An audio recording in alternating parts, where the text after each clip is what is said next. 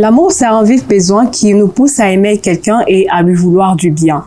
De l'autre côté, l'attachement émotionnel ou la dépendance affective, c'est un trop grand besoin de l'affection de la part d'une autre personne.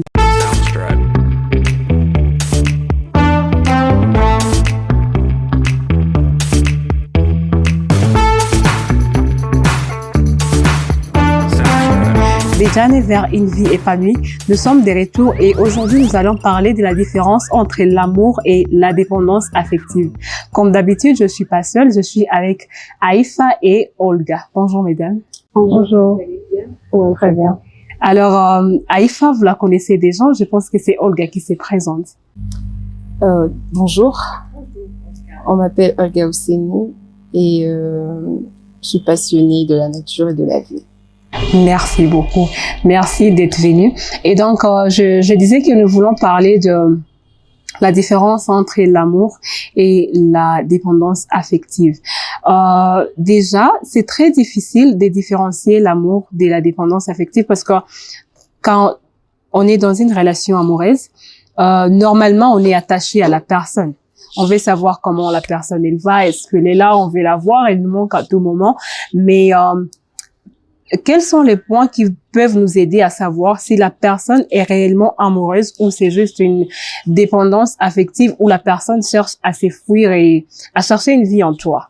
Alors, je commence par Olga. C'est quoi la différence? Merci pour la parole. En termes de différence, je veux précisément parler de 2 points qui me viennent à l'esprit. Notamment, il y a le terme de la durabilité. Il est important de savoir différencier les deux parce qu'en amour, il y a des facteurs temps parce qu'il y a c'est quelque chose qui s'est bâti sur du vrai. Alors, quand on est amoureux d'une personne, on se disponibilise et la relation a plus de possibilités d'avoir une certaine durée. Alors que, si on peut parler de dépendance affective, qui est un trouble, nous pouvons voir que dans une certaine, la dépendance est toujours suivie d'un lasse. C'est que la personne aura toujours tendance à vite s'élasser. C'est dans ces termes-là qu'intervient la durabilité. Et le deuxième point, c'est que l'amour n'attend rien venant d'une autre personne, alors que la dépendance, elle est égoïste. Dans quel sens? L'amour, quand on est amoureux, on s'est content de donner, sans pour autant beaucoup plus attendre de la personne. Alors qu'en dépendance émotionnelle ou affective, il s'agit de recevoir. Nous attendons ce que l'autre a à nous offrir au lieu de ce que nous pouvons donner à la personne.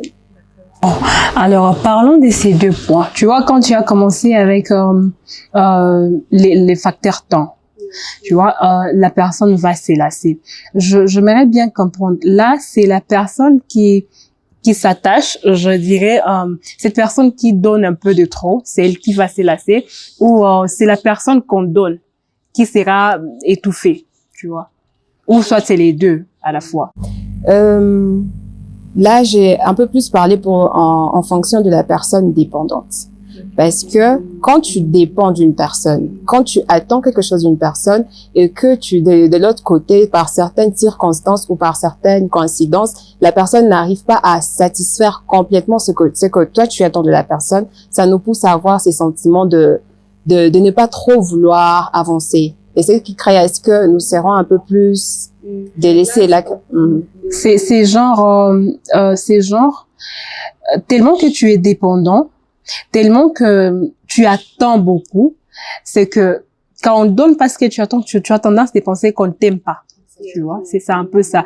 Donc, tu attends que la personne peut t'appeler à tout moment, que la personne soit là tous les jours 24/24 et que quand la personne n'est pas là, tu as comme l'impression qu'on t'aime pas et tu lâches quoi. C'est un peu ça. Oui, c'est exactement. D'accord. Alors, pour le deuxième point, tu disais que c'était j'ai parlé de l'égoïsme de la dépendance. OK.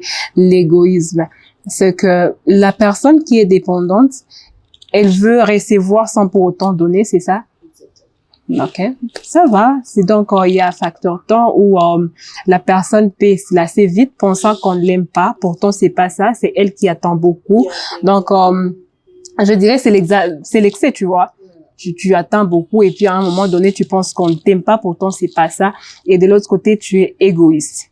Voilà. Madame, toi, tu dis quoi?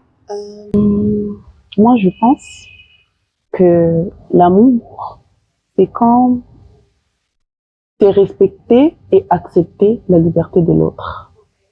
Et pour moi, c'est comme ça que moi je définis l'amour. Respecter et accepter la liberté de l'autre.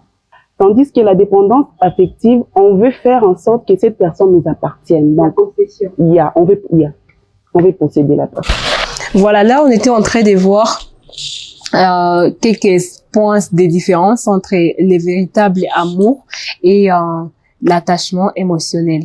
Et alors, est-ce qu'on peut avoir, on peut savoir des signes quand une personne est juste dépendante, tu vois, elle dépend juste émotionnellement ou la dépendance affective, c'est pas l'amour en fait.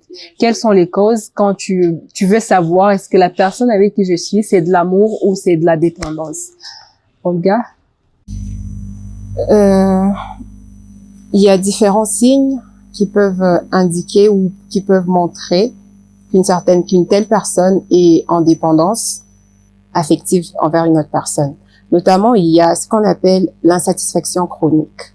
Donc, une personne dépendante, c'est le genre de personne qui ne sera jamais satisfait.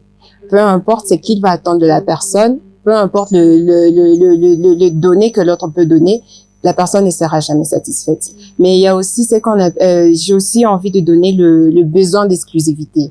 Donc, tu veux être à tout moment au courant et à l'actualité de ce que l'autre, de ce qui est en train de se passer dans la vie de l'autre. Donc, ce sont les deux points que j'ai envie de cheminer dessus. Donc, à tout moment, tu veux savoir la personne elle est où, avec qui, pourquoi et pourquoi elle t'a pas appelé, pourquoi.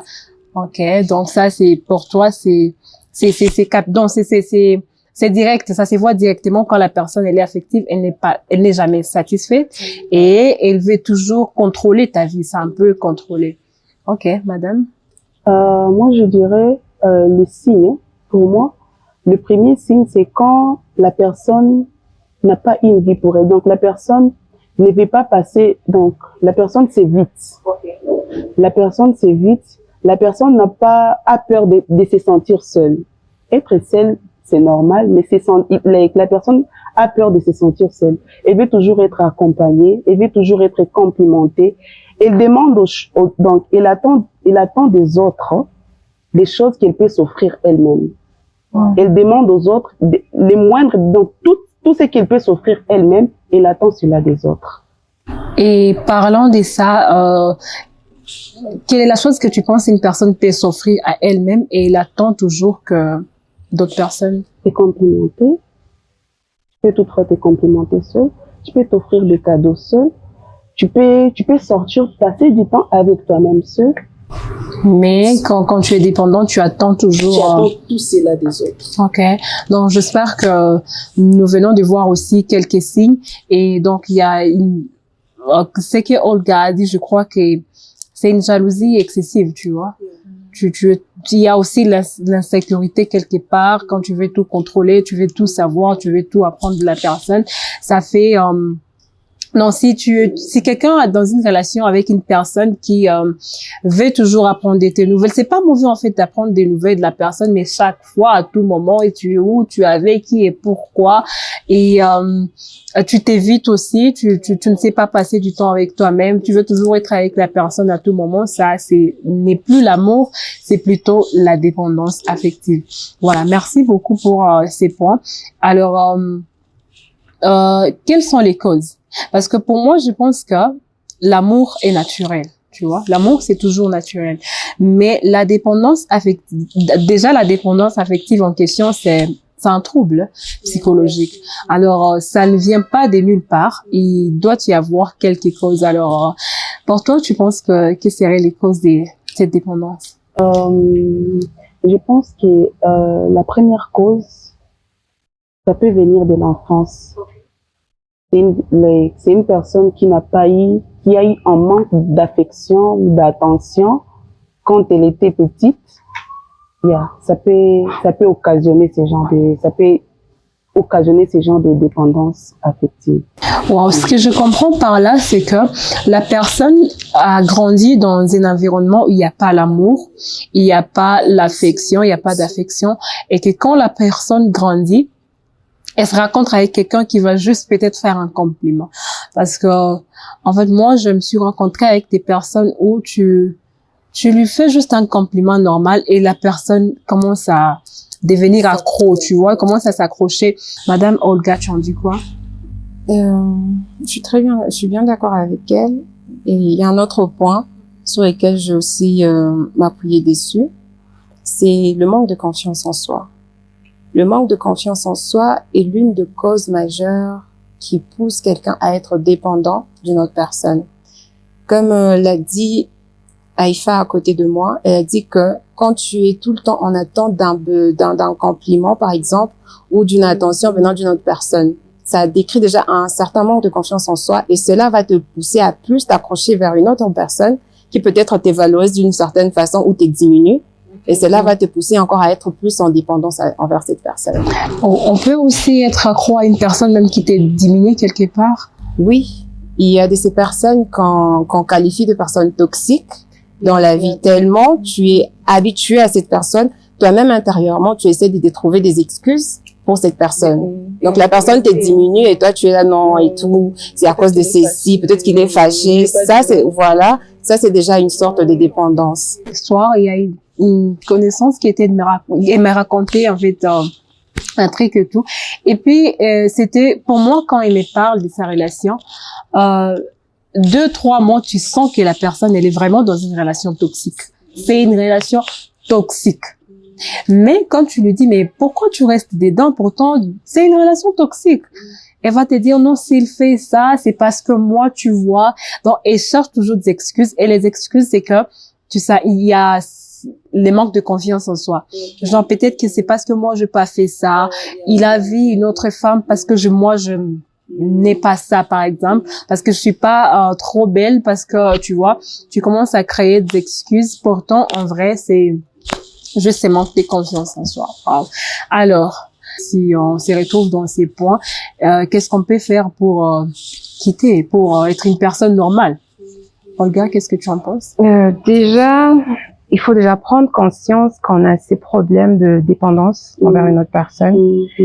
Et ensuite, vu que c'est un trouble, on a essayé de dire ça au début, que c'est un trouble psychologique, la dépendance émotionnelle, il faut toujours s'orienter vers des personnes qualifiées, notamment des psychologues, pour un suivi, mais aussi essayer de multiplier ou d'avoir plusieurs sources de bonheur ou d'activité, notamment les sports. Ça peut être les sports, la méditation, ou si quelqu'un aime des sorties, peu importe ce qu'il y a à faire, mais avoir une activité qui ne nous permet pas de nous retrouver seuls dans un moment de dépression. Wow. Parlons de la prise de conscience. Ok, c'est bon, la prise de conscience, mais ce qui sera un peu compliqué, tu vois, déjà ici chez nous il n'y a pas trop la culture de voir de consulter des psychologues. On a tendance à croire qu'une personne qui voit un psychologue, c'est la folie carrément. Pourtant souvent c'est pas ça. Donc les gens doivent normaliser le fait d'aller voir un psychologue, c'est normal. En tout cas moi d'ailleurs moi des fois je me dis je sais pas si je prends ça trop au sérieux jusqu'à ce point que moi je ne souhaiterais même pas finir avec un homme qui ne normalise pas le fait de voir un psychologue, tu vois. Ce sont des choses qui doivent être normalisées. Donc c'est la prise de conscience, voire s'orienter vers une personne qui s'y connaît, et souvent ce sont des psys. Et donc la deuxième des choses que tu as dit, c'est créer des activités qui te permettent de t'épanouir, quoi, d'avoir une vie.